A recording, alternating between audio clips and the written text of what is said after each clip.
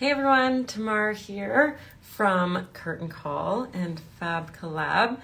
And thanks for joining us every week with a different woman artist or person in the arts industry and in the music and arts industry. Hi. And today I'm super stoked because we have Nicky Lawrence joining us. Now, Nicky Lawrence is just a beautiful, beautiful, beautiful, beautiful singer. I first heard her at a party, I believe, and I just heard this voice coming from, I don't even know, the other side of the room. And I was like, who is that? And I went over and just sat and listened to her, and it was Nicky. And I said, I need to know you. Who are you? And ever since then, she's been in my life, and as soon as she's on, I'll be happy to welcome her. And oh, hello. Just for those of you joining, we're featuring Nicky Lawrence today, a fantastic singer based out of Toronto. And it kind of looks like I got this Fab Collab gold framing going on. I like that. I'm going to leave that like that. And for those of you who don't know me, I am Tamar Ilana. And this is, hey Alina, this is Curtain Call. We host it every week here on Fab Collab Live. And every week features a different woman in the performing arts and music industry. So today's Nicky Lawrence. I'm just waiting for her to join us, and then I will invite her in a second. And for those of you who don't know Nicky, you should go check her out. And after today, of course, first listen to her live right here. Beautiful singer, actress. You can find her in a ton of shows on Netflix, on CBC Gem, on Hulu. She is all over the place, and she has a pretty badass show that she is putting together right now, and we'll definitely talk more about that. So I'm just gonna wait for a second for her to join and make sure that she doesn't have yeah, I'm excited for this week's interview too. And Cause Designs, is that Andrea? Hi guys. Just waiting for Nicky here to join so that I can invite her. And if not, I'll just send her a little message right now and see if she's having technical issues, which sometimes happens. But yes, there she is. Aw, hey Sajda, how's Billy? We miss you. So I've just written Nicky to make sure she's all good. And just bear with me. So last week we had Motion from Obsidian 21 Black Futures. It's a CBC Gem series featuring 21 short plays written, directed, and acted by Black women and female identifying artists here in Toronto. And go check it out on CBC Gem. Obsidian Theatre, 21 Black Futures. There's some really fantastic episodes on there. And last week's Curtain Call featured one of the playwrights, Motion. Thanks. Thanks for the earrings. I'm sure they're from a clothing exchange. Fab Club should host a clothing exchange eventually. And who else have we featured recently? Misha Brugger-Gossman was a couple weeks ago, so you can check out all these interviews live on our, hey Carla, you can check out all these interviews on our IGTV from the past few weeks. Hey, there's Nicky. And yeah, just wanted to say, what was I saying? Oh yes, we featured a ton of amazing people. So go back and check out these interviews from the past few weeks. And here's Nicky. I'm just going to bring her on right now. Bear with me. She'll be here in a second. Or so it says. Yeah. Hey, Nicky. Hello. What's up?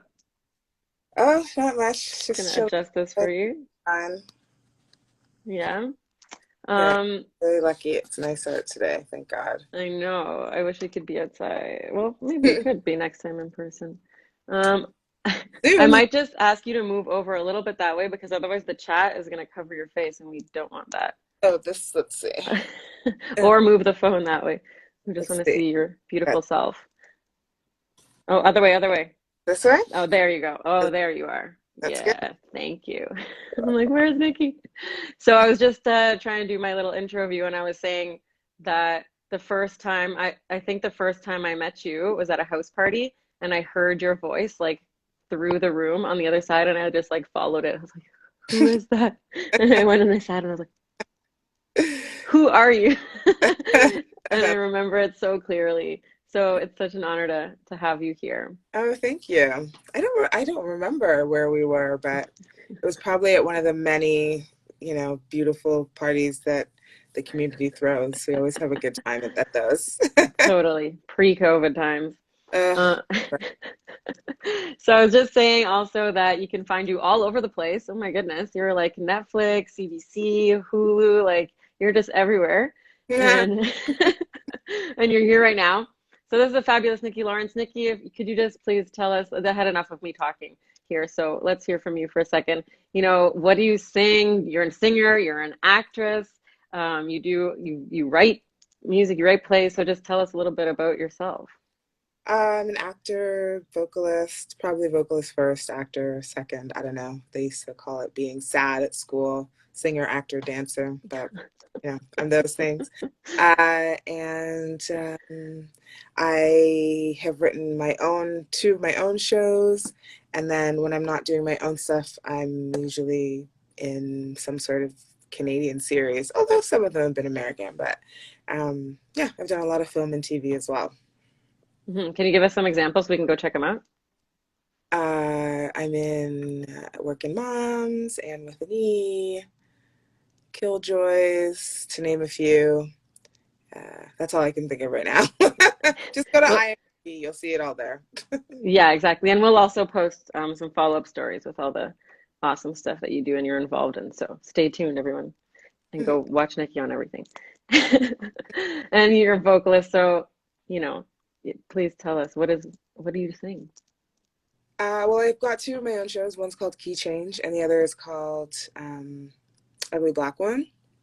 Mm-hmm. And I guess I don't know, like when you say, what do I sing? I mean, I'll sing anything, but in the shows, Ugly Black Woman features my record, and Key Change features some really, really beautiful classic jazz tunes, and that was put on at Globe Theater in Regina a few years ago. Oh, I didn't realize it was Regina. Is it going to be put on here? I don't know. Right now I'm in talks with theaters, but obviously with everything that's going on, everything was just on hold. So I hope so. That's what I I hope. hope so too. And we'll spread the word if and when. I'm sure it has to happen. It just has to happen. Really. That's enough of this. Like, it needs to open up so that we can all start to get back to doing what we do best. It's so damaging for artists. It's been really hard. Yes, and for the whole industry and community for sure. Mm. And we'll get into that also in a second, like how you've been dealing with things, coping, what you've been up to. But even before then, I just want to touch on like where you live in Toronto. Where are you from? Are you from Toronto? Just tell us a bit of I'm who's from Nicky. Mississauga. All right. Yeah. Hazel McCallion. Oh my God, Hazel McCallion was mayor for my entire life, and she just turned 100. It's crazy. And then she was succeeded by Bonnie Crombie. So it's like, yeah, all the ladies in Mississauga are running the show. Yeah, I'm from Mississauga, but I'm now currently in Toronto. Don't know how long I'm going to be here, but obviously for this, I'm here. And I grew up in Mississauga, loved it. Used to come down to the city and, thought it was all cool because I'm like, ooh, I'm in Toronto. Your previous self must think you're so cool now that you live here. My who? Your previous self. My previous self never thought I would live in Toronto. I thought I would just stay in Mississauga and travel from there. I didn't see myself living down here. Because when you grow up in the suburbs and you're a suburb kid, you think of the city as like this mystical place. But I'm glad. I love it. I think of the suburbs as a mystical place. What goes on there? And every time I get lost. Yeah, oh my gosh. Well, get a 3-car garage and, raise a lovely family in the suburbs. Get more space, Fair enough. basically. And that's what goes on in the suburbs space. Well, welcome many years ago to downtown Toronto. I'm happy to have you here. And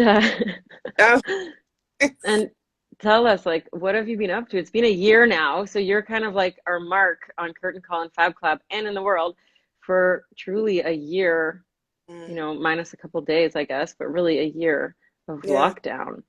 So I can't even believe that. But what have you been doing? What's up, Nicky? How are you? Uh, I'm okay. I would say like, you know, I I'm not I think like everybody else, it's just been a very emotional year because um I like everyone else had so much work lined up. I had my whole schedule figured out for the year. I knew what I was shooting. I knew who I was singing with. I knew where I was flying. Like I knew everything. I had the schedule down packed, and so to lose that uh, has been almost like a death. Like that's how a lot Hmm. of my friends have been describing it. Like Hmm. when you lose someone, it feels the same way. It might be work, but it's your livelihood, and it's what you do to sustain yourself. So, but I've been keeping busy with projects, particularly Ugly Black Women. I've been writing. I was lucky enough. Actually, the Toronto Arts Council just got in touch because I'm doing something with them. But I was lucky enough to receive a Toronto Arts Council grant to continue writing Amazing. Ugly Black Women, which has been very helpful to have that to focus on during this time. Hmm. And I'm just planning for the future. I think like everybody else, uh, I'm really focused on making sure that the show is ready for when theaters can open again. Hmm. Because I think there's a real opportunity here to blossom once this is over.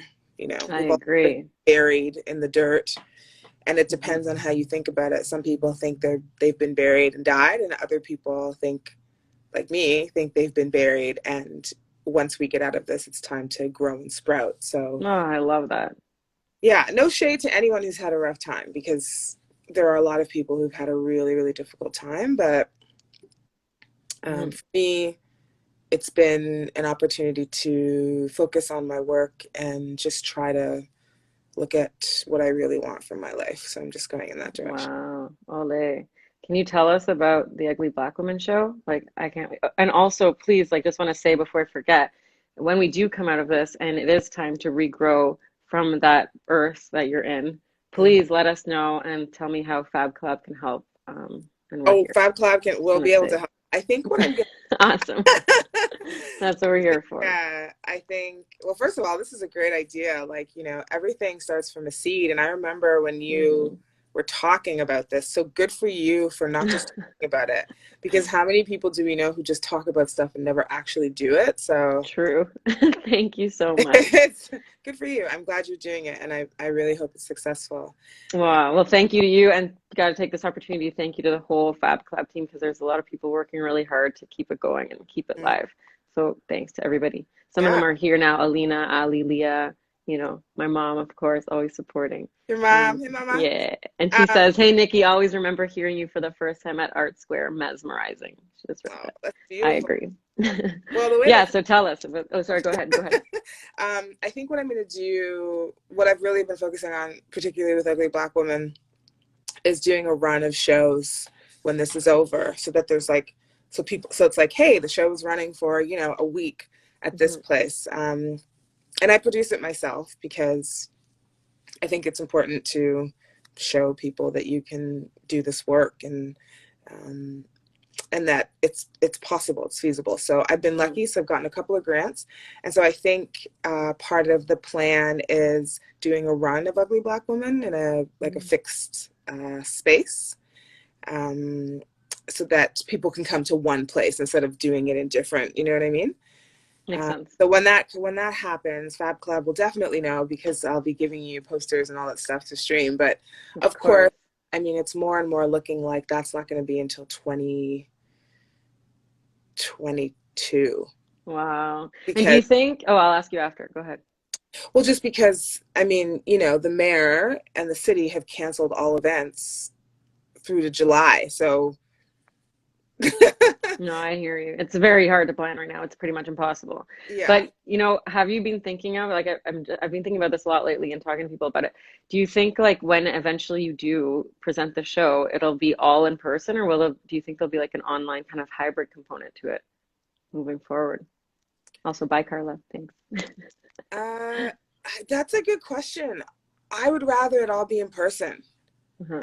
I'm patient enough to wait until we can all be back in a space together, Hmm. because I think it's important. Hmm. I've done a couple of things virtually. Maybe this is like the third or fourth thing I've done virtually. Yeah. I'm just not really down with it. I get Mm. that that's where the world is going. I understand that. Hmm. However, I am rooting for live performing, I'm Amazing. patient enough to wait until we can fill a 500 seater again. Nice. Maybe everyone's in a mask, but I don't know. It would be hard to say. I performed something virtually for a festival that I got into, and it was literally like, well, everyone knows, just me and the guitarist. We did this. Hmm. They aired it, and it was like, so Yeah. again, no shade, because I know everyone's trying to do what Yeah. is for them. Hmm. I'm willing to wait it out a bit and I just hear you. do the work. I guess you could just have like a live stream version for people who can't make it. That's I think what I'm thinking of. That's true. I mean, Yeah. but the thing is, I'd rather have a live stream version when the room is full. Versus Yeah. now Let's you do that. have, I think you can only have 50 people Yeah, I see. I see. for a show. So Hmm. I'm Hmm. okay. I'm fine with waiting because it will come back, right? We don't It have the has to. capacity to go this long without doing stuff. And I mean, I'm sure, like, I even know that Hmm. there's already there's this beautiful park that I go to in the summer, like I went to last summer, that did all kinds of concerts, and I probably might do an outdoor concert there. But the difference was You have to there tell were us, please. a couple hundred people in the park. Uh-huh. That's the difference, right? So it Wow. felt like a live gig, but everybody was socially distanced, blah, blah, blah. Right. I mean, it is a live gig. Yeah, Oh man. it was a live gig. Please tell us. I'm there in a second. I'm Yeah, dying. I will. I'll Let us put it out know. there. I don't want to tell everybody in the park, and then it's like, whoop. Okay, we'll So announce it top secret here on stories. So everyone follow Fab Club Live. Just saying. And follow Nikki Lawrence. And can you tell us like about the show? What is The Ugly Black Woman about? it's about my experiences working as a Black woman in the entertainment industry, juxtaposed against Canadian female artists and writers and lawyers, and their experiences from, I would say, 100 years ago, and then I parallel them together. And I Wow. sort of, it's basically what people love to call, for lack of a better term, a one woman show. Sounds Um, like you're multiple women though. I Just saying. might be. I mean, I've been accused of that before, being several. Accused. With love over here, Nikki. Okay, wow. That's like very impressive. At the beginning of the pandemic, I practiced doing solo sets, Mhm. and it's like a lot of work to perform solo. It's incredible. I admire anybody that can do it, Yeah, it's a lot of, truly. but it's like you when you create something for yourself, as you know, I Hmm. love doing it. So I kind of, Hmm. every time I know the last song is about to come, I'm like, oh no, damn, show's over. So it's, Aw. I'm happy to do it. Well, that is beautiful. Can you tell us, an example of one of the stories that you might, without giving too much of the show away, because we have to go see it, but is there a story that you might be able to share of your experience that gets reflected in that show? Uh, well, I tell a story about, going to the biggest donor at the Shaw Festival, her house, and her having this like little porcelain black cookie jar mammy that propped open the door, that she wanted to show me, because she wanted to make sure that I didn't think she was a racist, but that her father had given her this porcelain mammy as a gift and she couldn't bear to part with it. Okay. Um, And she had to use it to prop the door. Just saying. She couldn't well, put it I don't know anywhere if she else. had to use it to prop the door, but that's what it was doing.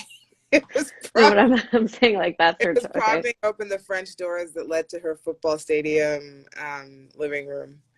Okay. Uh, and I just, in the moment, and I remember looking back at her maid and I connecting, because her maid was like, Was her maid black? Can I ask? no, her maid was Filipina, Mm-hmm.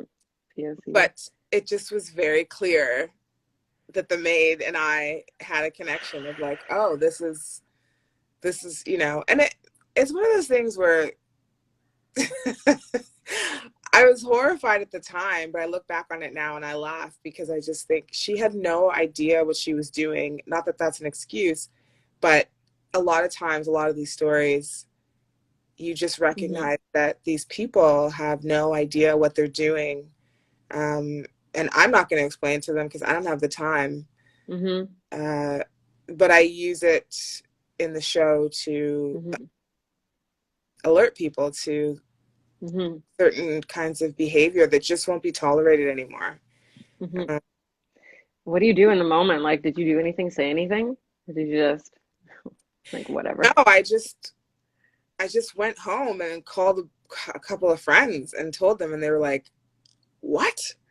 Mm-hmm. I mean, I'm laughing, and most people are like, "How can you laugh at racism?" But that's how you cope, right? Like, Yeah. you've got to. There's a lot of things that happen that you just shake your head and. But instead of shaking my head, I've monetized it because Yes, Nikki. there's, Are you gonna invite her to the play there's and no like give her process. put a special footnote? This scene is dedicated to you. Yeah, like there's nothing. I think what is so powerful about the show and what most people end up telling me in terms of feedback is first they didn't know the stories of the women that I'm talking about, and then Hmm. have it paralleled with my experiences for most audience members most of the shows, it's white audience members. They're like, how is that still happening to you today? And I'm like, Hmm.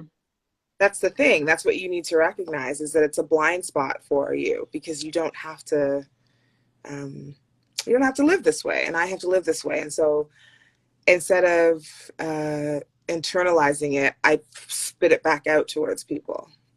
That's powerful and incredible and takes a lot of force from within, Nikki. Holy. So, can I just clarify for those joining what we're talking about? This is Nikki Lawrence, the one and only, and for those watching later, singer, actor, writer, you name it, and just beautiful person. I'm so happy to have you here. And we're talking about her show, The Ugly Black Woman. And it's, as you said, for lack of better terms, a one-woman show. Okay, but it speaks to multiple women's experiences. And Mhm. as if I understand correctly, it parallels your current experience in today's world as a Black woman artist, correct? Mhm. With stories of women from 100 years ago. Yeah, between let's say 60 to 100 years ago. And it shows that what they experienced is still happening today. And it shows how it parallels the things that happened in my life with what happened in their lives. And who are these women? Can you tell us like an example? One of them is Chloe Cooley, Hmm. who was responsible for the draft legislation of anti-slavery laws in Canada, because she was kidnapped, and her kidnapping sort of set all of this in motion through William Simcoe taking the draft into legislation. Um, Another one is Marie-Josée Beauplemin. Marie-Josée Antoinette. Sorry about that. Who was, they say, responsible for burning down Old Montreal, which is half still there. Hmm. I Because, read about that, yeah. yeah, it's quite a tragic story, actually. And it's no wonder that Montreal has the problems that it does when it comes to um, race issues, and having a premier, Francois Legault, who doesn't want to recognize them. It's like, Hmm. well, if you kind of look at the reason why old Montreal burned down, you'll see exactly what Hmm. happened, why it happened, and from her perspective, because she was about to be sold by her owner's widow, Hmm. because the widow was very, very angry with her because the husband had taken a liking to her, and she bore him 8 children that all died. But when he died, the widow was so viciously angry about the fact that her husband, which is like, if you just think about it, so you're mad because your husband is raping your slave and bearing him children. So when he dies, your revenge is to sell her to an even worse owner so that you can make money off of her. Anyway, so Oh God. she tried to escape, and it didn't go well, and a fire was set. They never really found out who set the fire, but it's a fascinating story. People should look it up. And it just has to do with the story that happened to me. And I know, like, there's no difference. There really is no difference when accusatory things are thrown. You know,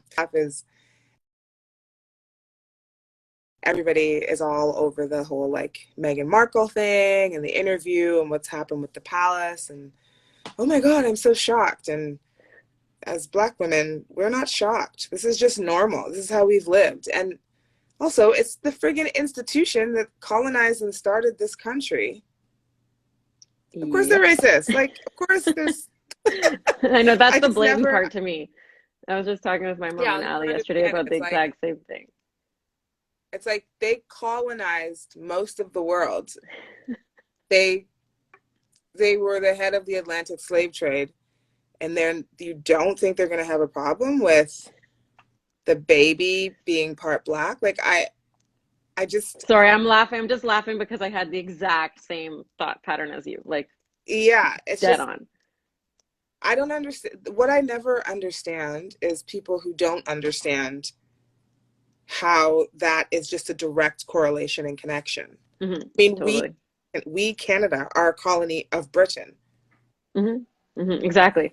And I just want to add here because it seems relevant at this time. Like, I was recently in Saskatchewan, long story. But anyways, I was talking to my great aunt there that lives on a reserve in Pasqua First Nation.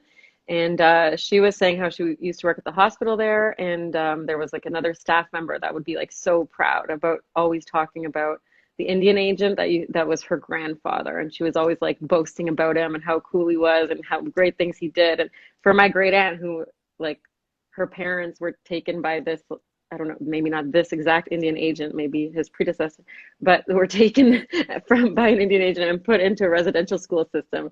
And she was just hearing this over and over again in her place of work. And I was like, well, what did you do? What did you say? This is a couple decades ago. And she was like, nothing. I was scared of losing my job if I said anything. Yeah, the scared of losing sounding similar to what you're like to these stories a little bit. Yeah. And the fact that Canada, you know, has a lot to deal with. No, we don't know. I mean, we're only now starting to learn about Indigenous history. Nobody knows anything about Black history. Like, I can tell you, traveling this country and from performing all across it, nobody knows any of these women who I'm talking about. And it's astonishing because it should be the pride of each province. It's really a chunk of Canadian history, it seems, that you're exploring that is like completely not talked about at all. It's not talked about, it's ignored. It's because it's Black women. If like, to be 100% honest, it's because it's Black women. And nobody cares about Black women until somebody like Meghan Markle speaks up. Because that is considered a safe palette to hear it from. Someone like me, when you hear it from, it's threatening. Why is that? Well, it's because of colorism within our own community. So, you know, the lighter your skin, everything is about proximity to whiteness. So the lighter your skin, the better you're treated. And that really needs to stop. I mean, that's a whole other conversation. And, you know, if there are Black women watching or listening, I know that we fully understand that. It's like the caste system in India or in Pakistan or in Sri Lanka. There's a very deep divide between being darker skinned and lighter skinned. And particularly when you're dealing with darker skinned Black women, there are no fucks to be given when it comes to finding justice for us or making sure that we are taken care of. So I'm just, you know, I kind of say that this show that I'm doing is for people to find in the next 100, 200 years. Wow. And to be like, oh, right. You know, like that's what I think this is for, because it's not going to change in my lifetime. It won't change in my lifetime. Do you think something like Meghan Markle's public interview with millions and millions of views might change things a little bit in your lifetime? Is there any chance? That's a I, big question. I don't know, but I'm just thinking it out loud. unfortunately, when it comes to race, I'm extremely pessimistic. Like I'm Hmm. not that person who goes on who goes on things and says everything's going to be. No, I'm very pessimistic because Hmm. I've lived a life that unfortunately has shown me that the treatment of Black women is egregious and always has been. Hmm. So I think Megan's comments will start a conversation, Hmm. but it takes hundreds of years to change people's minds, Mm. thousands of years to change people. Hmm. Well said.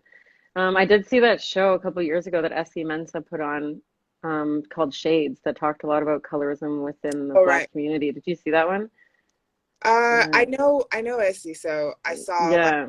bits and pieces, but I didn't get to see the whole thing. But I know exactly what it's It's about. really stuck in my mind since that show. I had no idea.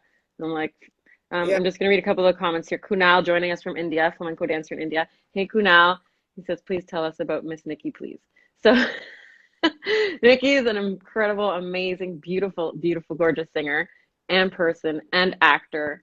And we'll post some links to all of her pages and wonderful music after this on our stories, or maybe Ali will post now if he's here.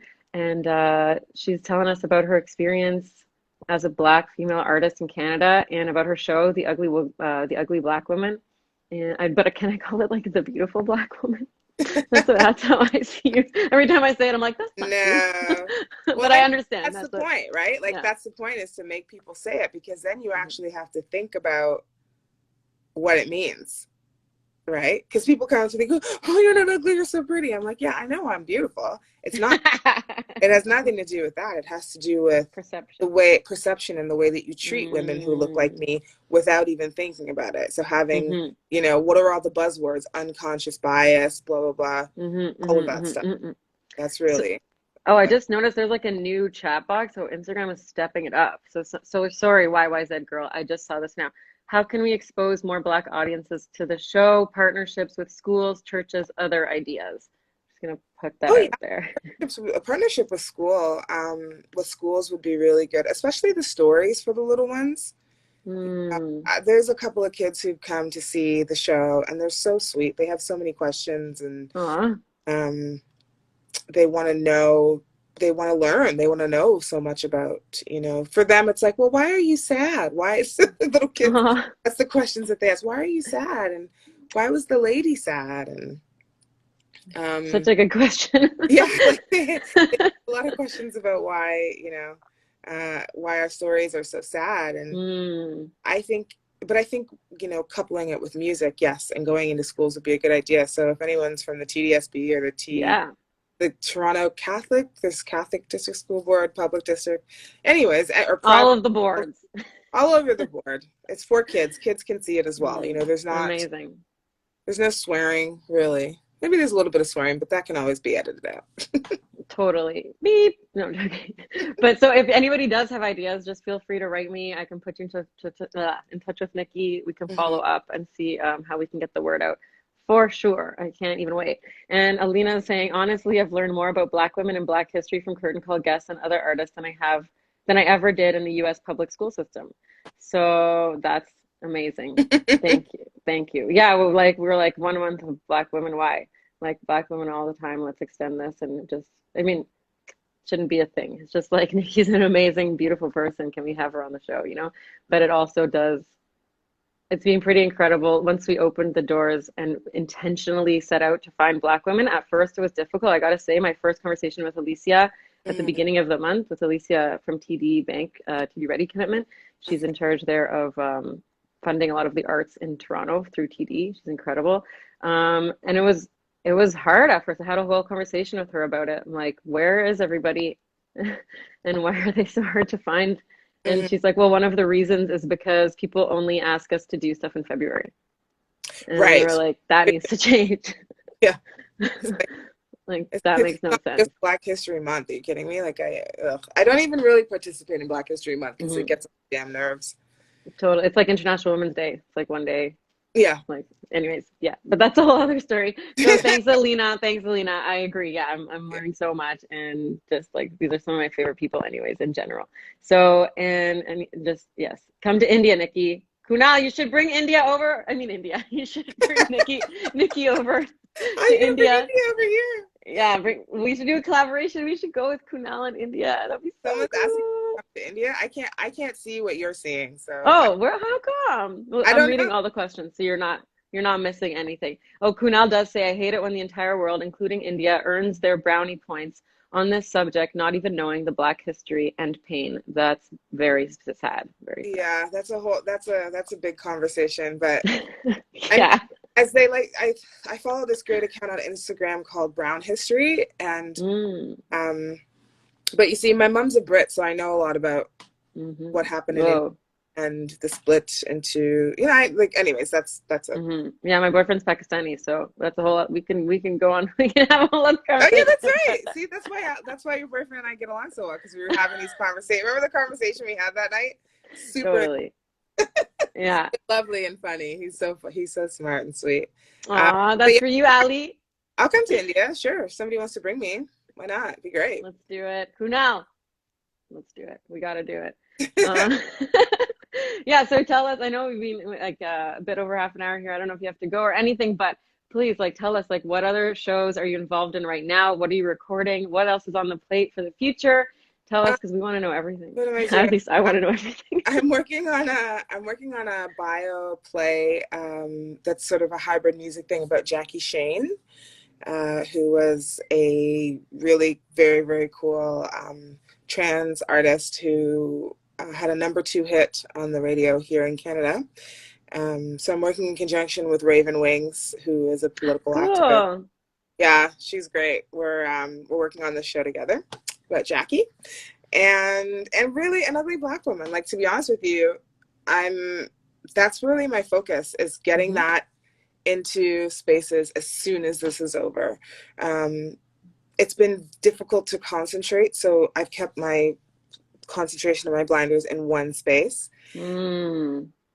because I want to make sure that that it's seen. And so you can end up going all over different places and doing different things, but mainly as Jackie Shane, to bring her Mm-hmm. out to the world. And That's awesome. My mom says very cool, the Jackie Shane project.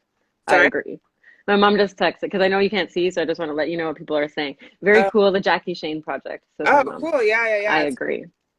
She's fantastic. Like, and you listen to her catalog, and she used to like monologue on stage when she was singing. She's fantastic. And Raven, it's so crazy that like Raven and her look very similar Wow. all these years later. So it's very interesting Wild. to work with Raven and see the similarities between them when you hear them talk. Everything Uh-huh. is crazy. Uh-huh. So we're hoping to, actually, you can put me in touch with your TD lady, because we're hoping to put that on for Pride. Ooh. Oh, Pride has a bunch of opportunities right now for applications. Yeah, We'll talk about that after for sure. we'll talk about that after. Yeah. But I love Jackie. I've known about Jackie since I was a kid, and her music and her songs, she had Any Other Way, really Walking the Dog. She's a very, very popular artist. And she left the States to come up here Oh, because I didn't realize that. she was almost murdered. It's very, very sad. But because she was trans, it was really, really difficult for her. Oh my God, people. Again, like the parallel Like, is today, and then I'm working on Ugly Black Woman. I'm adding some stories and I'm adding some songs. And that's really, to be honest with you, that's really what I've been focusing on and doing, because it's allowed me to breathe properly and have hope for the future. Because I know for a lot of people, it's really difficult to see where their future is going. And I'm very lucky and very happy that I feel that coming out of this, I'm going to have a lot to do. Because it's been devastating for people. I don't know how anyone else has been doing it. I know everybody has their theories and their spirituality or this and that, but for me, it's been about work. I I thrive really well when I'm doing work. So Me too. that's what I've been doing, and I think it will be fruitful. I hope it will be fruitful. I really hope that that at the end of all this, we're not as damaged and as devastated that I've seen around. It's been very, very hard. So I think anyone so. who's watching, congratulations, you've made it this far. So just growing, Thanks, Nicky. Because it's, yeah, I agree with you. I know it's tough, but you'll see stuff from Fab Collab if you go onto my page. There's a video of me singing Ugly Black Woman, and then you can watch the show and what are those little bubble things? I'm so bad, honestly, with social media. I'm not good at it. Stories? No, what do you mean little bubble things? The stories at the top of your thing. Cracking me up. I guess like stories. Yeah, actually, Nicky has killer stories. They're super informative. So definitely go check that out. Yeah, I love reading those. I learn so much every time. I'm like, what? Exactly. So go check that out. And another thing. Exactly. It's such a nice way to be able to express. It's a nice way to be able to express like all of these thoughts and all of the things that people don't know about, and it's good because people message me and they're like, I had no idea. I just looked that up. Holy shit. Like, I can't believe that's true. I think that's how I found out about the Montreal story. By reading that and then like going into it in depth. Yeah. And I was like, and that is nothing. There's so much more like all across this country. And I think people need to recognize like, it shouldn't hurt anybody to want to know about these things and to want to bring them to the forefront. And I like to say a lot to people, instead of reacting with fear, why don't you react with wanting to be educated?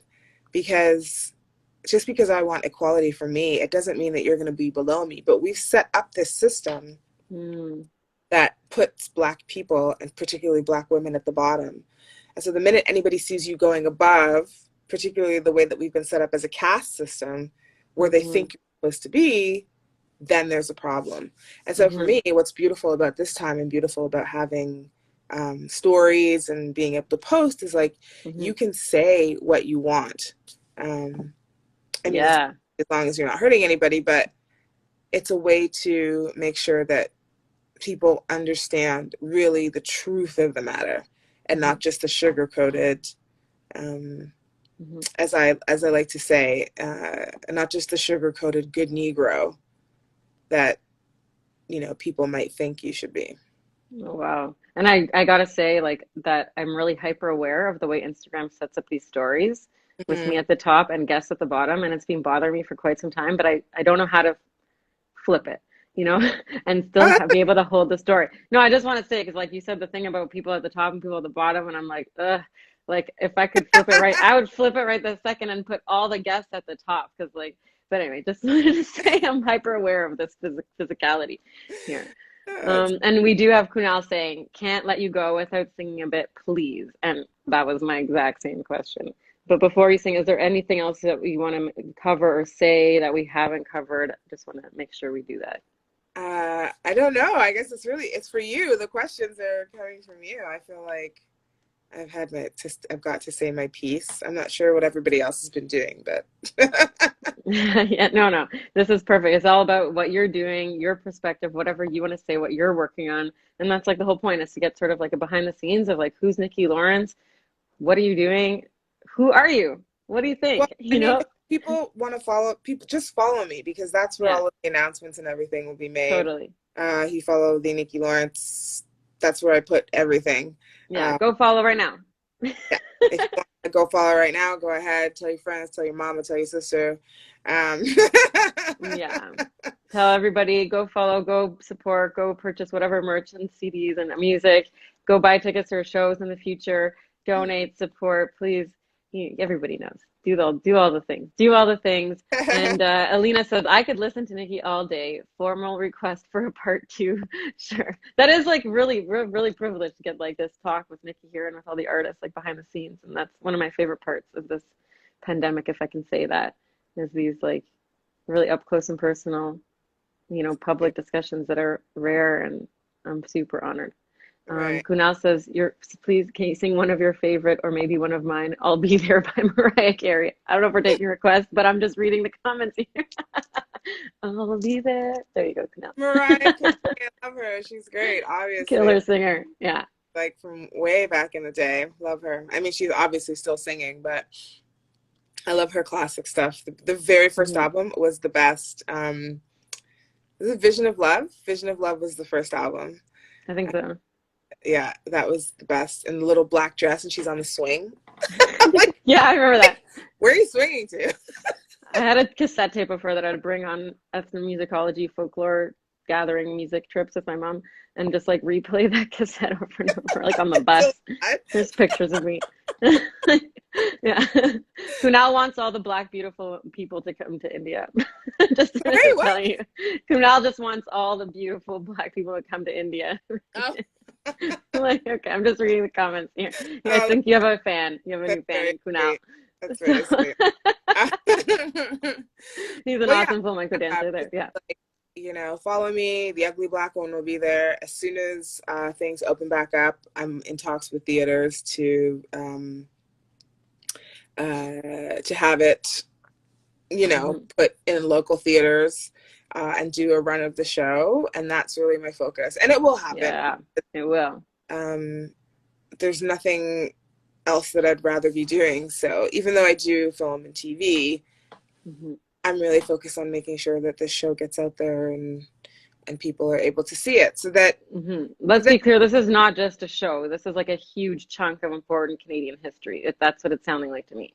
Well, thank you. Like, I mean, it'd be nice if people came and saw it that way, because it's a good way for kids to get involved and for kids to get some education. Kids and everybody. But one of the interesting things was a musician that I know, his son, he came to see the show. And then he told me that a few days later, his son, he was giving his son his allowance. And it was $5. So I think it was like the kid was like maybe 6 or 7. And I mean, I used to get $1, so that's pretty good. So he's trying to teach him about math. He didn't have a 5, he only had a 10. So he said, I'll give you this 10, but you got to give me back 5. The kid said, okay. And then the little boy said to him, took the $10 bill and said, this lady's pretty. And he was like, yeah, she is. He's like, it's cool that they put her on the $10 bill. Who is she? And then my friend verbatim told the story about the woman on the $10 bill to his son. And it happened to be Viola Desmond. Cool. The $10 bill. And when he explained it to his son, he said his son's reaction was, well, why would they do that to her? Why couldn't she sit in the seat? He didn't understand. And I will say, in that sense, I have hope for things changing, because it was a little white boy. And he couldn't wrap his head. He said, my friend told me that for a week, he was like, but I don't understand. Why was the color of her skin have anything to do with sitting in a movie seat? And his dad, and he was explaining it to him, and he called me up and he said, if I hadn't seen your show, I wouldn't have been able to explain to him who Viola was and what happened. And so I thought, okay, because, you know, sometimes you think like, ugh, why am I doing this, and blah, blah, blah. And it's moments like that that make me go, cool. Because also I recognize that the little boy just looking at the bill and saying, she's pretty, who's this lady, informs the fact that my friend is raising his son in a certain way. Definitely. Right? Is raising his son to just see her as a person and not see her as something that was wrong. So for me, that was really powerful. And that story is probably going to go into UBW because the musician is he's a very well-known Canadian musician. And so he's allowed me to put that story in there. I love that. And may that way that kid thinks permeate the rest of society. I hope so. And that's the goal, right? That's the goal. Yeah, I mean, it should be the norm. It shouldn't even be a thing. It shouldn't even be a thing, but it is a thing. And the only way to make it not a thing, and that's what I'm saying, is like, that's why I hope that this project is found in 100 years, 200 years, Mm-hmm. because that's when it's not going to be a thing. Not now. It's not going to be a thing in literally 200 years. Somebody will find the show and go, I cannot believe that that was ever a problem. Mm-hmm. I mean, I hope it's less time than that. Let's just say that. But just I putting hope it out there. that too. But the thing is, when the system in North America has been built to perpetuate these non-truths, right? So that's you have to, we literally have to rebuild the system from the inside out. And that's what, if you look at a lot of people who talk about the work that they're doing, I don't really like to say activist, because I mean, what is that? Basically, we're just trying to, people are just trying to be like, just see me as a normal human being, not in terms of how you're supposed to perceive me because you've been taught that way. But it's only activism because it's changing what everyone who's in the dominant caste is used to. Actively changing. It's actively changing. It's not taking away anything. It's just saying, hey man, you did this thing. We need it to stop. And the only way to make it stop is for us to be equal. But in order for us to be equal, people who are in the dominant caste think they're losing something. They think they're losing their proximity to what has always been the top tier of our society. And that's difficult. It's going to be hard for people to change and see that equality doesn't mean that you're losing something. So this means that other people are gaining. Everyone gains. Everyone's gaining, and everyone's going to be seen in the same light. But because whiteness has had such a value for so long, and still does, in terms of applying for jobs, shopping in stores, being pulled over by the police, getting bank loans, being able to buy a house, walking out your door without thinking somebody's following you, not being questioned at the airport, not being pulled, like all of these things, when you're on the same level as somebody else who you have been taught should be below you your whole life, whether or not you believe in that, you've subconsciously been taught that. That's what I need a lot of people to understand, is that we're taught these things. It's indoctrinated into us from a very, very young age. That can be very, very scary for people. After accept, very, very scary. Huge changes. It's huge changes on the horizon. But it's within each of us individually to make those changes and shifts, because that's the only way really that it's going to move forward in the next 100 years. And I think what really scares the crap out of people is, okay, so in Canada we had slavery for it's been 227 years since slavery was abolished in Canada. And in America, slavery happened for 400 years, and then you had Reconstruction, and then you hit the Civil Rights Movement. And so I think what freaks people out is, between the Civil Rights Movement and now, look at what Black people have been able to do, and that's less than 100 years. We oppressed them for 400. It's only taken them, 60, 70 years to be able to do most of the things that they want to do. That is, I know, shocking for people, but that's the resilience of who we are. And that is the crux for me of this show, is that if we did that in 70 years, imagine what we're going to do in the next 70. So if you're wrong, get to see some of it. You're part of it. Yeah. And that's why I'm saying, I want a young kid to find this show and and the dust goes flying and the camera pans in and it's like, what is this?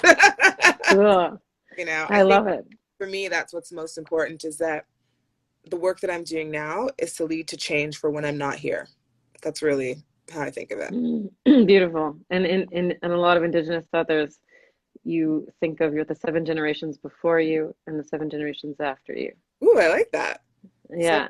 You're part of that. Well, I'm constantly thinking of the 7 generations before me, always. Right. Yeah, you go back at least 100 years in your stories. Yeah. Not 400 years of oppression or more. But it was only recently that the idea of this changing for women like me in the future, that this being a part of that.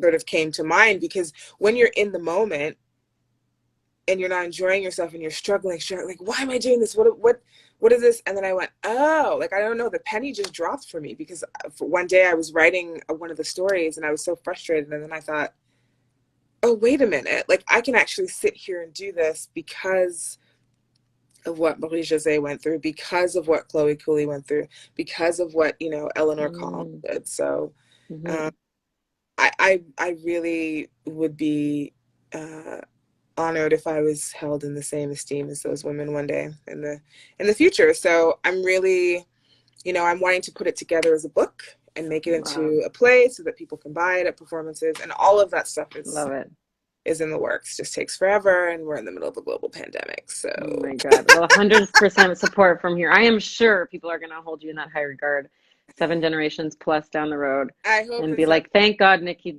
did this play, Nicky wrote this, and Nicky sang about this, because now it changed things. So I hope so. Yeah. That's all I can say is I hope so. Yes. And my mom says we sang civil rights songs as teenagers in the 60s. Yes, of course you did. That's awesome. So, on that note, will you please grace us with some song singing? Well, I guess since your mom said that, I gotta do Odetta. I gotta give Odetta a shout. She'll be so Your mom happy. knows who Odetta is. Your mom must know who Odetta is. I'm sure. I have zero doubt. Did your mom ever meet Odetta? That would trip me out. Let's see if she answers. Mom, that's for you. I would be surprised by nothing. Gotta be honest here. I go to like what I think are the most remote places in the world, and people are like, "Oh yeah, I was with your mom at this, like, I don't know, on a bus in Romania in the 70s." I'm like, really? Of course you were. I wouldn't be surprised if your mom met Odetta. Well, I'll wait for her answer. But is that what you're gonna sing?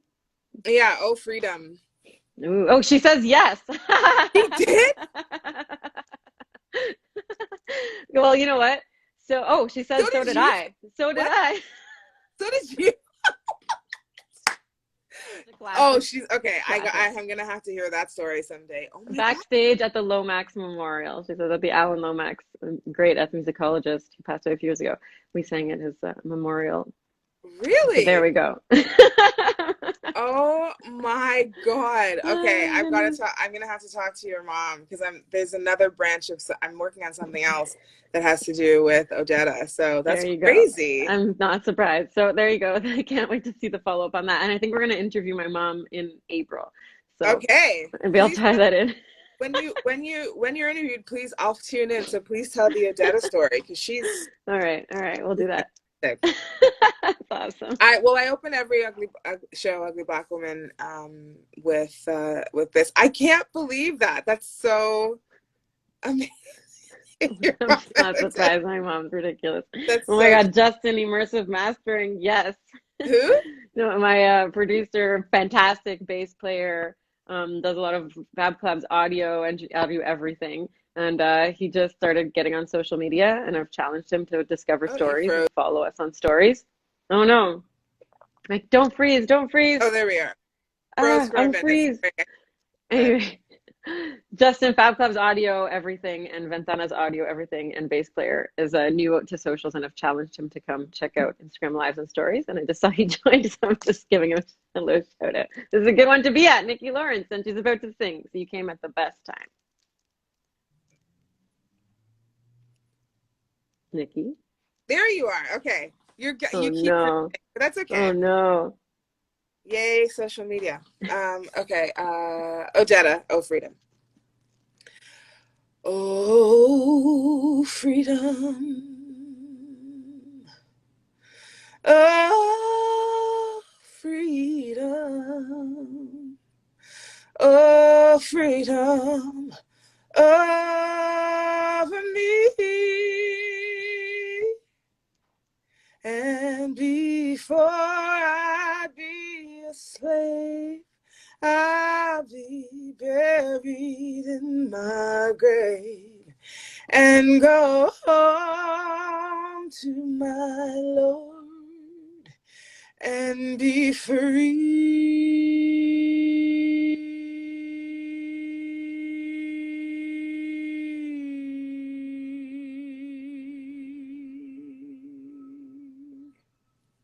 Oh my God. Ole! Just imagine 1,000 people.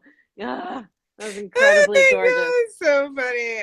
Like, I'm so happy that I did this. At first, I was like, because I don't like social media. People are loving it. Yes, Nicky, chills. Thank you. Heart, clap, clap. Yeah, my mom says Oh, that's so she used to sweet. teach freedom to her ESL students. There's oles. Yeah, Oh, and thank you. Well, like I said, follow me and in person. please, Hopefully, it's even better. Wade Muir, we love Nicky. All Wade in is in the caps. house. Wade Ooh. is in the house. I agree with Wade. We love Nicky. Now you all see why I fell in love with her at that first time I heard her across the room, and I was like, "Who's that?" Oh, Janine Gleed Barden. Wow. Yeah. Thank you. oh, that's very sweet. Well, I'm happy to be here, and I'm so proud of you for taking this initiative and making this happen. I'm sure, knowing you, like next year, it's going to be a Fab Club festival on like the beach somewhere. Yeah, let's do it. Will you come sing? At the Fab Club Festival? Yeah, for sure. On the beach. I know you, Tamar. It's going to be, this is going to take off, no doubt, because as we know in our industry, a lot of people talk about a lot of things, but they don't do a lot of things. So congratulations and good for you. I can't wait to see where this goes. I'm very excited. Thank you, Nicky. Thank you for being a part of it. We'll see you at the beach festival. You're the best. Thank you so much. This was like an incredible talk. Thanks for sharing all of those things, being so open, telling us everything, and really just being you. Love it. And thank you for singing. Oh my God. Thanks for having me. You're the best. Go follow Nicky. Everything Nicky. Thank you, Nicky. And next week we'll be back here Wednesday, curtain call with Leah, and we'll be posting about that more. And we do have a show at the end of the month, March 28th. That's coming out today, more today. And that's it. Thanks for today. Thank you, everybody. Thanks, Nicky. You're the best. Can't wait to see you in person. Let's go on a walk. You too, I know. Okay. Bye, guys. Have a good day, everyone. Thanks for tuning in.